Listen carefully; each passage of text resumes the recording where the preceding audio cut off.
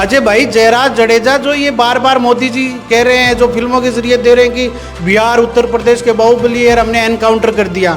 ये जयराज जडेजा 30 साल से सत्ता के अंदर है और उसने ऐसे दर्जनों केस हैं उसके लिए। ये कह रहे हैं कि वहाँ पौंड बनवा रखा है उसने खेत में, लोगों को छोटे छोटे मगरमच्छों से कटवाता है वो, और उसको इन चीज़ों के अंदर टसन के अंदर लोगों के साथ में मारपीट करती है। एसपी पूरे प्रकरण में बोल रहा है इसलिए मैंने एफआईआर नहीं दर्ज की। तो अब उनका बेटा तो तुमने ढूंढ ही लिया, बेटा तो मिला नहीं अभी तक, तो फिर वो एफआईआर क्यों नहीं दर्ज कर रहा उस जयराज जडेजा के खिलाफ? इंटेलिजेंट लड़का मर गया है, गरीब का लड़का, पाव भाजी वाले का, किसी बड़े पैसे वाले रईस का नहीं मरा। और मारा किसने वो देखी ना। ऐसा व्यक्ति जो गोंडल में पूरा गुंडा राज चला रहा है, पूरी गुंडागर्दी कर रहा है, खुलेआम कर रहा है, वो वीडियो शेयर कर रहा है, किंग ऑफ गोंडल। एक यूपीएससी का छात्र समाज का जो होनहार बालक की हत्या हो गई, और बड़ी मतलब शर्म आ रही है कि कोई एक नेता नहीं बोल रहा। सारे के सारे जो नेता है उन्होंने कोई चुप्पी साध रखी है, चाहे भाजपा के नेता हो चाहे कांग्रेस। हनुमान जी बेनीवाल जी ने इस मुद्दे पर लगातार ट्वीट किए हैं, 2 बार ट्वीट किए हैं। डीजीपी को वहाँ पे उन्होंने पत्र लिखा है, गृह मंत्री को लिखा है, लोकसभा के बाहर प्रेस कॉन्फ्रेंस करके ये मुद्दा उठाया, लोकसभा में मुद्दा उठाया। तो मतलब एक ही व्यक्ति है जो अभी तक इसके अंदर सामने आया। जयराज जडेजा और उनकी सिक्योरिटी का गेट खुला पड़ा था, उन्होंने उसको अंदर बुलाया। अंदर बुला के उस लड़के के साथ में उन लोगों ने बहुत ही बर्बर तरीके से उसके साथ में मारपीट किए कि ऐसी मारपीट हम पशु के साथ भी नहीं कर सकते। पूरे प्रकरण के अंदर एसपी जज की भूमिका के अंदर बोल रहा है। कभी तो कह रहा है कि बच्चा नशेड़ी था, कभी कह रहा है कि वो उसके घर के अंदर गया और उसके ऊपर अटैक किया, कभी कह रहा है कि उन्होंने गाली दी जयराज जडेजा को, कभी वो एसपी उसके अंदर कह रहा है कि बच्चा मानसिक रूप से तनाव में था। ये घटना के बाद में जब कल हमने आंदोलन किया, उसके बाद में राजकोट इलाके में हमारे जो मारवाड़ियों के लगातार फोन आ रहे हैं कि हमारी दुकानों के सामने साइलेंसर से पटाखे फोड़ रहे हैं जयराज जडेजा के लोग, और वो कह रहे हैं कि ले लिया क्या न्याय तुम लोगों ने। सबसे बड़ी संवेदनशीलता तो ये है कि कोई बोल नहीं रहा इस विश्व के अंदर। इतना बड़ा मुद्दा है उसमें कोई नहीं बोल रहा। लश्कर भी तुम्हारा है, सरदार भी तुम्हारा है, तुम झूठ को सच लिख दो, अखबार भी तुम्हारा है। इस दौर में फरियादी जाए तो जाए कहां, कानून भी तुम्हारा है और दरबार भी तुम्हारा है। नमस्कार, मैं अजय कुमार, आप देख रहे हैं बोल हिंदुस्तान। बोल हिंदुस्तान लगातार राजकुमार जाट हत्याकांड मामले को लेकर आवाज उठाता आ रहा है और 9 दिन हो गए हैं इस प्रकरण को, लेकिन अभी तक गुजरात सरकार ने सूद तक नहीं ली है। राजस्थान के जाट नेताओं ने सूद तक नहीं ली है, राजस्थान के जाट संगठनों ने सूद तक नहीं ली है। आखिर क्यों? इसी सारे प्रकरण पर हमारे साथ आज मौजूद हैं एडवोकेट जयंत मुंड, मरु सेना प्रदेश अध्यक्ष। जयंत, और इनसे जानते हैं कि इस प्रकरण में आगे उस परिवार की क्या रणनीति है, इनकी क्या रणनीति है, क्योंकि पहले दिन से इस प्रकरण में ये लोग आवाज उठा रहे हैं। जैन जी हमारे साथ मौजूद हैं। जैन जी, आपका स्वागत है। क्या ये जो घटना हो गई है, इतनी बड़ी घटना, एक प्रदेश का नौजवान जो दूसरे प्रदेश में गया था, उसका पिता वहाँ प्रवासी था, रोजगार की तलाश में पाव भाजी के ठेले का व्यापार करता था, ठेले पर का काम करता था, और उनके परिवार के साथ इतनी बड़ी घटना हो गई। क्या प्रदेश सरकार को सूद तक नहीं आई अभी तक? प्रदेश की सरकार और चाहे गुजरात की सरकार हो, सारी संवेदनशील हो गई है। लगातार इस प्रकरण के अंदर तमाम जो मीडिया बंधु हैं इस प्रकरण को उठा रहे हैं, लेकिन अभी तक ना तो कोई नेता बोला है इसके अंदर, ना कोई बड़ा मंत्री बोला है, ना कोई सरकार की तरफ से इसके लिए कोई ध्यानाकर्षण, कोई प्रस्ताव लिया गया है। क्या क्या घटनाएं हैं और किन वजह से आप ये मानते हैं कि वहाँ के एक दबंग विधायक हैं जो पूर्व में जयराज जडेजा, उस परिवार पे आरोप लगाते हैं, उनके बेटे पे आरोप लगा रहे हैं, उस विधायक के ऊपर आरोप लगा रहे हैं जो पूर्व में विधायक था? क्या देखें अजय भाई, पूरे प्रकरण के अंदर ये है कि जो भी रतनलाल जी जाट हैं, बच्चे के पिता हैं, राजकुमार एक यूपीएससी की तैयारी करने वाला छात्र था, बहुत ही मेधावी छात्र था, और उसकी मेधावी का ये है कि उसने सैनिक स्कूल चित्तौड़गढ़ की एग्ज़ाम भी उसने फाइट की थी, उसके अच्छे मार्क्स आए हैं। यूपीएससी में भी उसका ये सपना था कि मैं फर्स्ट अटेम्प्ट के अंदर यूपीएससी क्रैक करूं। तो ये जो पिता पुत्र मंदिर के दर्शन करके, और जो गोंडल राजकोट जो जिला है गुजरात का, वहाँ ये अपने घर जा रहे थे, तो पिता और पुत्र जो वहाँ का स्थानीय बाहुबली जो विधायक है उसके घर के सामने बाइक चेंज करने के लिए आपस में बहस कर रहे थे कि बेटा बाइक चला रहा था थोड़ी स्पीड में, पिता बोला कि मैं चलाऊंगा। तो ब्रेकर पे पिता उतर गए और राजकुमार जाट कह रहा था कि पापा मत चलाऊं, आपको डर लग रहा है। ऐसे आपस में मीठी जो एक तकरार होती है पिता पुत्र में, वो दोनों कर रहे थे। इस दौरान वो कोठी थी वहाँ पे उसकी जयराज जडेजा की, तो जयराज जडेजा और उनकी सिक्योरिटी का गेट खुला पड़ा था, उन्होंने उसको अंदर बुलाया। अंदर बुला के उस लड़के के साथ में उन लोगों ने बहुत ही बर्बर तरीके से उसके साथ में मारपीट किए कि ऐसी मारपीट हम पशु के साथ भी नहीं कर सकते। मारपीट करके उस बच्चे को घर से बाहर पटक दिया और बोला तेरे इस बच्चे को ले जा। उसके बाद से बच्चा लापता था। ये क्या डिप्रेशन के चलते वो लापता हुआ, डिप्रेशन से चलते वो अपने मकान को छोड़कर गया, क्या वजह मानते हैं? बिल्कुल, जो सीसीटीवी फुटेज आए इसमें 2 फुटेज आए हैं, तो 14 सेकंड का जो फुटेज है उसके अंदर बच्चा घर से पानी की बोतल लेके बाहर निकल रहा है। अब इसमें ये हो सकता है कि बच्चा पानी भरने के लिए बाहर निकला हो, या बच्चा ये है कि इतनी मार पड़ी है तो मानसिक तनाव में आया होगा। ये तो आगे जो जांच होगी उसमें पता चलेगा। लेकिन 2 मार्च अल सुबह, इसको 3 मार्च की अल सुबह की ये घटना है। उसके बाद में सुबह पिता आते हैं बच्चे के पास में, तो बच्चा वहाँ पे नहीं मिलता है। तो पिता पूरे दिन भर प्रयास करते हैं। दोपहर को जाके वो वहाँ की स्थानीय जो पीआई है उसके पास में जाते हैं, गोंडल बी डिवीजन पुलिस थाने में। वहाँ जाके कहते हैं कि मेरा बच्चा गुमशुदगी की रिपोर्ट दर्ज करनी है, मेरा बच्चा गुम हो गया। तो उस टाइम पे जो वहाँ का स्थानीय जो पीआई है देसाई, वो उसको वहाँ से भगा देता है कि ठीक है कोई ना, ये वो। उसके बाद वो 4 तारीख को फिर जाता है कि 4 तारीख को वो उनको बोलता है कि इस प्रकरण के ऐसे प्रकरण हो गया, मेरे साथ में जयराज जडेजा के लोगों ने मारपीट की है। विधायक जो पूर्व विधायक है, वर्तमान विधायक गीतिबा जडेजा है, उसके हस्बैंड हैं, आपराधिक प्रवृत्ति के लोग हैं, तब भी उसका मामला दर्ज नहीं होता है। तो 5 तारीख को एसपी के पास में जाता है, वहां फरियाद लगाता है, फिर वहां स्थानीय डीजीपी को, गृह मंत्री को लेटर लिखता है। तो 5 तारीख को उसकी सिर्फ एक गुमशुदगी की रिपोर्ट दर्ज होती है। इसके बाद में लगातार पुलिस पूरे फैक्ट के अंदर इस पूरे केस में गुमराह करती है। और 9 तारीख को रात को 9:30 बजे, अब पूरे प्रकरण के अंदर जब हाईकोर्ट में वो एविएशन लगाने जाता है, उस वक्त जब वो अहमदाबाद पहुंच जाता है, मीडिया में ये कहता है कि मैं हाईकोर्ट जा रहा हूं, तब 9:30 बजे रात को उसके जो बहन है और उसकी जो माता है उनको थाने में बुलाया जाता है और वहाँ से उनको हॉस्पिटल लेके और तुरंत प्रभाव से ये लोग पोस्टमार्टम करके उनको डेड बॉडी सौंप दी जाती है। क्या आप उस परिवार के पास गए थे भीलवाड़ा, उसको पार्थिव शरीर को यहाँ लाया गया और फिर आपने एसडीएम ऑफिस का घेराव किया और वहाँ उस बॉडी को लेके गए? आपकी मांग थी कि दोबारा से पोस्टमार्टम राजस्थान में किया जाए, आपको उस पोस्टमार्टम रिपोर्ट पे भरोसा नहीं था, तो क्या हुआ? क्या यहाँ नहीं, देखिए गुजरात में भी भाजपा की सरकार है, राजस्थान में भी सरकार है। ये पूरे प्रकरण के अंदर हमने पूरा प्रयास किया।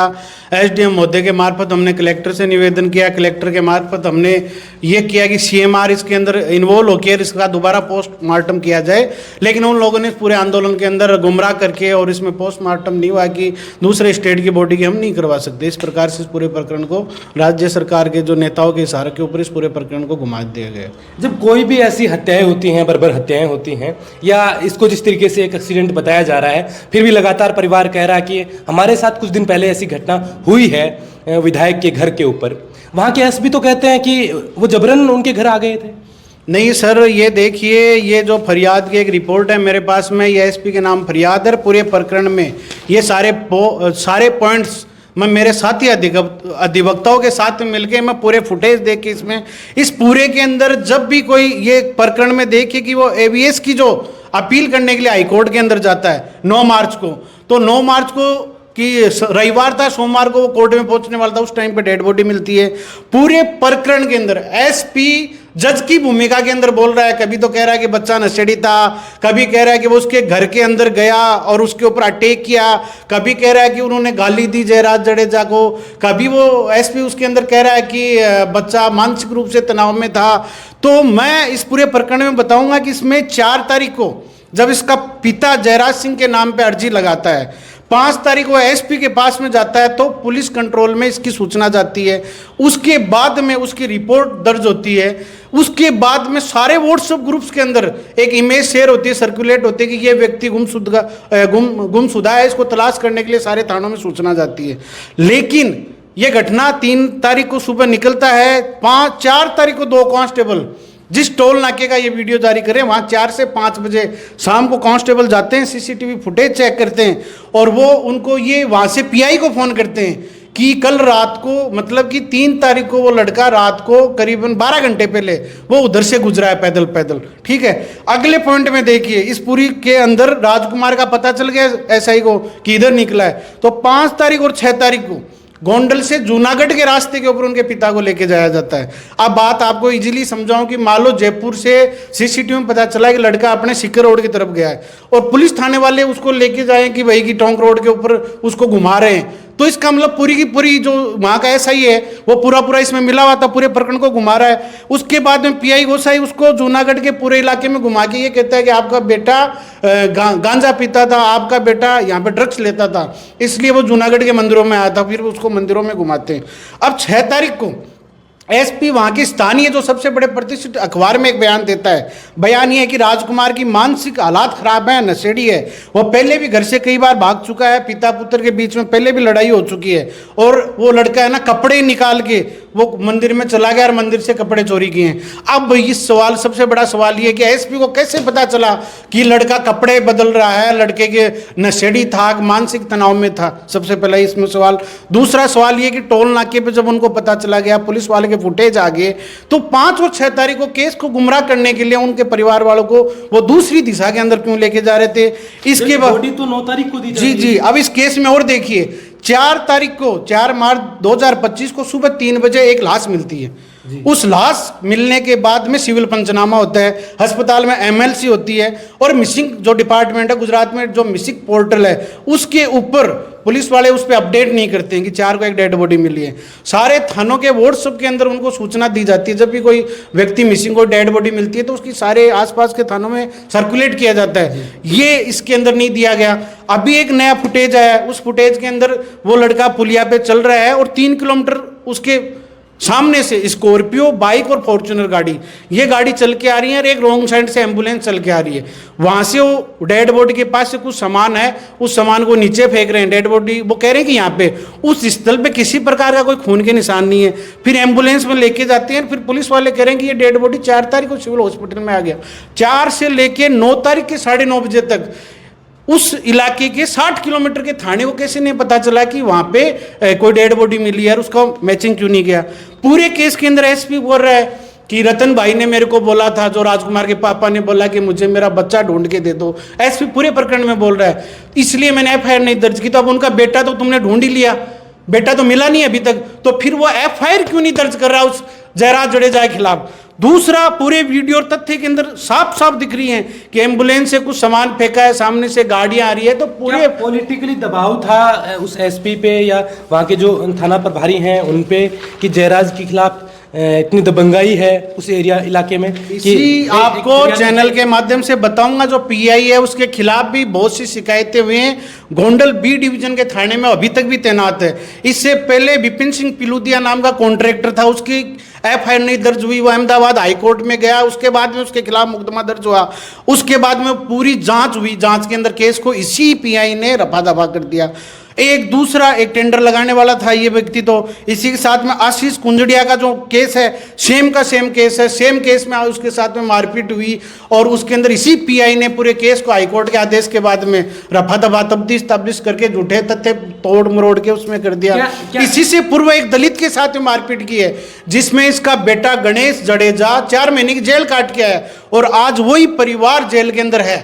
इन लोगों ने उनको जेल में, और पूर्व के अंदर वहां पे दंगा भड़काने के आरोप, चुनाव में बूथ कैप्चरिंग के आरोप, हत्या के प्रकरण, सुप्रीम कोर्ट से 2017 से एक केस में वो बेल के ऊपर चल रहा है, उसको अग्रिम जमानत मिली हुई है, जबकि वो तड़ीपार है वहां गोंडल से।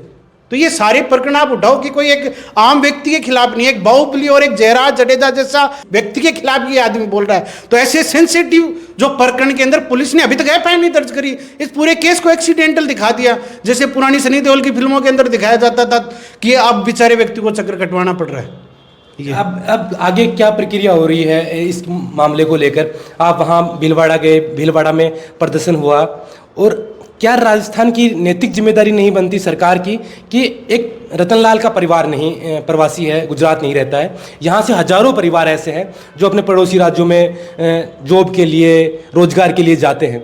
क्या उनकी सुरक्षा को लेकर भी अब खतरा मंडरा रहा है? उनके साथ भी ऐसी घटनाएं कभी भी हो सकती हैं, तो इसके प्रति जिम्मेदारी कौन तय करेगा? क्या सरकार की संवेदनशीलता नहीं बनती कि इस मामले में वो त्वरित जांच करें, वहां से कोऑर्डिनेशन करें वहां सरकार? देखिए अजय भाई, उस ये घटना के बाद में जब कल हमने आंदोलन किया, उसके बाद में राजकोट इलाके में हमारे जो मारवाड़ियों के लगातार फोन आ रहे हैं कि हमारी दुकानों के सामने साइलेंसर से पटाखे फोड़ रहे हैं जयराज जडेजा के लोग, और वो कह रहे हैं कि ले लिया क्या न्याय तुम लोगों ने। अजय भाई, जयराज जडेजा जो ये बार बार मोदी जी कह रहे हैं, जो फिल्मों के जरिए दे रहे हैं कि बिहार उत्तर प्रदेश के बाहुबली है, हमने एनकाउंटर कर दिया, ये जयराज जडेजा 30 साल से सत्ता के अंदर है और उसने ऐसे दर्जनों केस हैं उसके लिए। ये कह रहे हैं कि वहां पौंड बनवा रखा है उसने खेत में, लोगों को छोटे छोटे मगरमच्छों से कटवाता है वो, और उसको इन चीजों के अंदर टसन के अंदर लोगों के साथ में मारपीट करती है।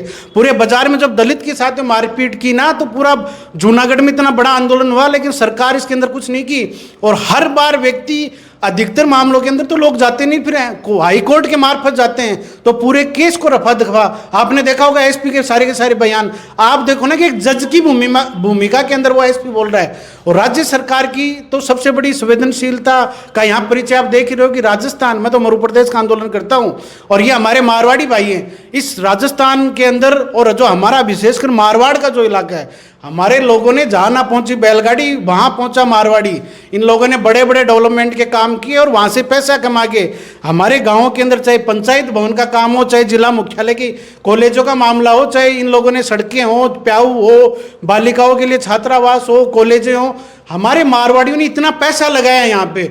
आज मारवाड़ियों के परिवार सुरक्षित नहीं है। और राज्य सरकार का सबसे बड़ा तो ये दायित्व बनता है कि गुजरात के अंदर दूसरे स्टेट में ऐसी घटना हुई है तो इसके तुरंत प्रभाव से संज्ञान में लेके पूरे मामले में सीबीआई जांच करनी चाहिए। मुख्यमंत्री भजनलाल जी को, जवाहर सिंह बेडम जी को, या विपक्ष के जो नेता उनको इसमें बोलना चाहिए। सबसे बड़ी संवेदनशीलता तो ये है कि कोई बोल नहीं रहा इस विषय के अंदर, इतना बड़ा मुद्दा है और उसमें कोई नहीं बोल रहा।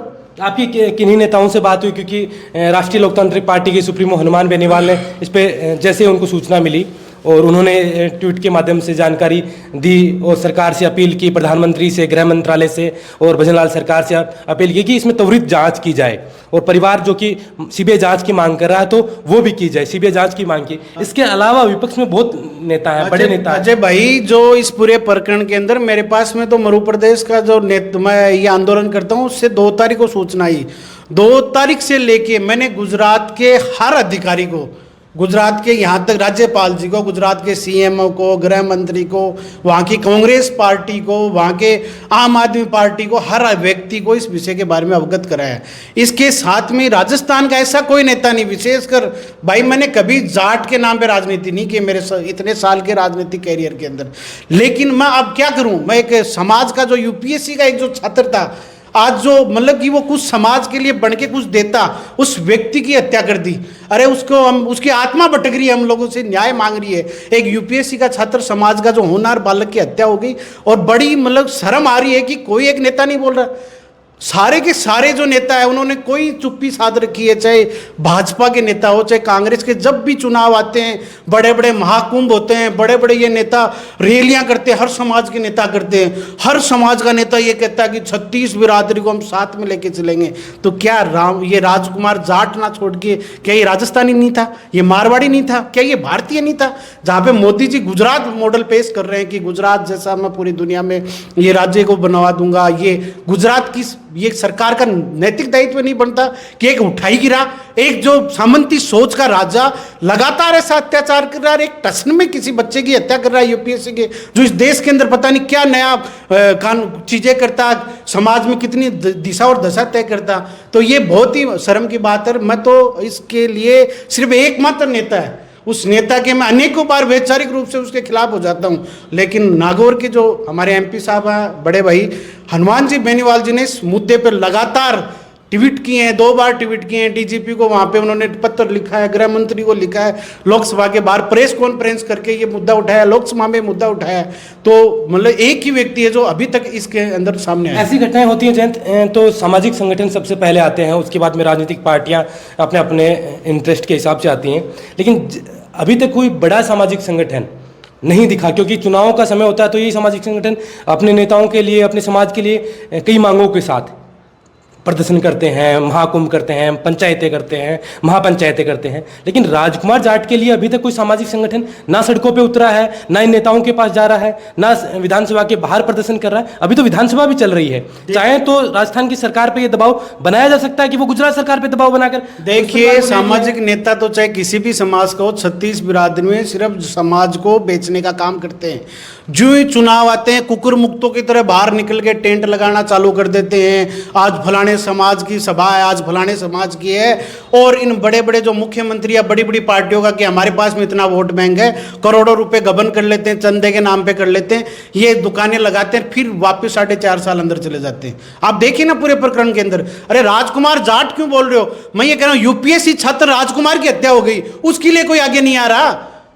हर मुद्दे के अंदर ये कह रहे हैं कि सारे, मैं दूसरी बिरादरी के नेताओं के लिए मैं कहना चाहूंगा, वो कहते हैं हम 36 बिरादरी के लिए लड़ते हैं। 36 बिरादरी, चाहे कोई मारवाड़ का नेता हो, चाहे ये पूर्वी राजस्थान का नेता हो, चाहे शेखावाटी का नेता, सारे कह रहे हैं कि हम जातीय नेता नहीं है। तो फिर इस मुद्दे में बोल क्यों नहीं रहे वो लोग? कोई भी छात्र के लिए, अरे यूपीएससी का छात्र था, वो इंटेलिजेंट लड़का मर गया, गरीब का लड़का, पाव भाजी वाले का, किसी बड़े पैसे वाले रईस का नहीं मरा।